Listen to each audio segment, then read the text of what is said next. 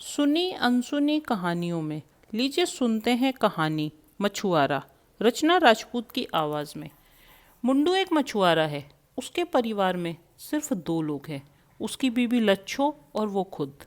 पिछले 20 सालों से दोनों सुबह पहले घाट मंदिर में बाबा भोलेनाथ के दर्शन करते हैं। फिर मुंडू लच्छो के साथ मछली पकड़ने जाता है। मछली बेच के दोनों का घर चलता है। एक दिन सुबह भोले बाबा के दर्शन करके दोनों वापस आ रहे थे। रास्ते में झाड़ियों में से किसी बच्चे के रोने की आवाज़ सुनाई दी। दोनों आवाज़ के पीछे भागने लगे। झाड़ियों में एक टोकरी में बच्चा पत्तों से ढका हुआ पड़ा रो रहा था।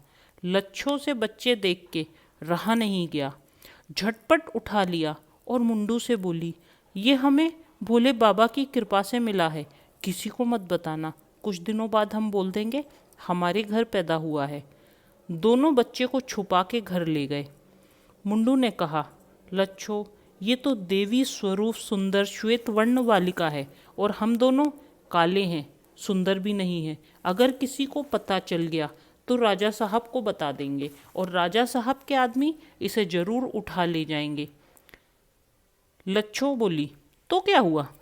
मैं किसी को कानो कान खबर नहीं होने दूंगी। मैं रोज इसे काला रंग लगा दिया करूंगी, किसी को पता नहीं चलेगा। अब मैं नहीं दूंगी अपनी बच्ची किसी और को। दोनों ने बच्ची का नाम पार्वती रख दिया। अब लच्छो और मुंडू की दुनिया पार्वती ही थी। दोनों बहुत खुश रहने लगे। पार्वती कब 5 बरस की हो गई पता ही नहीं चला।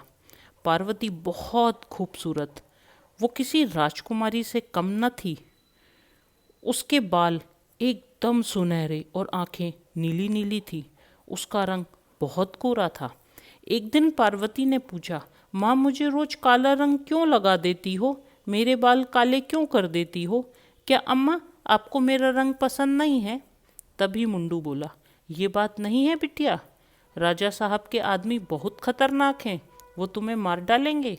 अगर उन्हें पता चल गया कि तुम इतनी सुंदर राजकुमारी से भी ज़्यादा सुंदर बिटिया हो तो क्या बेटा, वो तो जानवर हैं। जाने दो मेरी बिटिया, जाने दो। और तुम तो मेरे इस सुंदर से जहान की सबसे सुंदर बिटिया हो, हम तुम्हें क्यों नहीं पसंद करेंगे? एक वादा करो, ये बात तुम किसी से नहीं कभी बताओगी कि तुम रोज काला रंग लगाती हो। पार्वती ने उत्तर दिया, जी बाबा, मैं अब ये बात दोबारा कभी नहीं करूँगी। पार्वती भी अब अपने अम्मा बाबा के साथ मछली पकड़ने जाती थी। जब पार्वती 20 बरस की हुई तो उसकी अम्मा का देहांत हो गया। लच्छो के जाने के बाद मुंडू को पार्वती की फिक्र अब ज़्यादा होने लगी। वो मछली पकड़ने भी रोज नहीं जाया करता था। सारा वक्त वो अपनी बेटी पार्वती के साथ ही बिताता था। मुंडू और पार्वती एक दिन मछली पकड़ने गए। मुंडू बोला, बिटिया, तेज तूफान आने वाला है, इसलिए आज जाल नहीं बिछाएंगे, मछली नहीं पकड़नी है, वापस चलेंगे।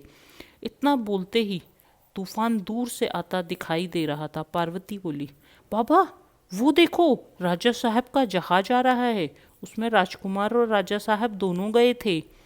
देखते ही देखते पल भर में जहाज डूब गया। पार्वती फिर बोली, बाबा जल्दी भागो, घर भागो, तूफान। मुंडू बोला, नहीं बिटिया, तुम घर जाओ, मैं राजकुमार और राजा साहब को बचा के आता हूँ। बाबा, मैं भी साथ ही चलूँगी, मैं तुम्हें अकेले नहीं छोड़ूंगी। तेज तूफान की लहरों में राजकुमार और राजा साहब बह के बाहर आ गए। मुंडू और पार्वती ने किसी तरह दोनों को घसीट के सुरक्षित जगह लेकर गए। राजा साहब तो नहीं बचे, पर राजकुमार की जान मुंडू ने बचा ली थी। जब राजकुमार को 5 दिन बाद होश आया तो मुंडू की झोपड़ी में था। पार्वती और मुंडू वहीं पास बैठे थे। राजकुमार को राजा साहब के बारे में जब पता चला तो उसे बड़ा दुख हुआ। वो मुंडू से बोला, तुमने मेरी जान बचाई है, मैं तुम्हें मुंह मांगा इनाम दूंगा, मांगो क्या मांगना है। मुंडू बोला, मैं अब बूढ़ा हो चुका हूँ मालिक, और कितने दिन जीऊँगा मुझे पता नहीं है। मुझे एक ही फिक्र दिन रात रहती है, अपनी बिटिया की। मुझे अपनी बेटी पार्वती की फिक्र है। मैं चाहता हूँ कि आप मेरी बेटी से विवाह कर लें। राजकुमार ने पार्वती की तरफ देखा। वो बहुत काली पर सुंदर थी। राजकुमार ने मुंडू के कहने पे मुस्कुरा के हाँ कह दी। तभी मुंडू बोला, आप मेरी बेटी के रंग पे ना जाएं, ये बहुत प्यारी बच्ची है।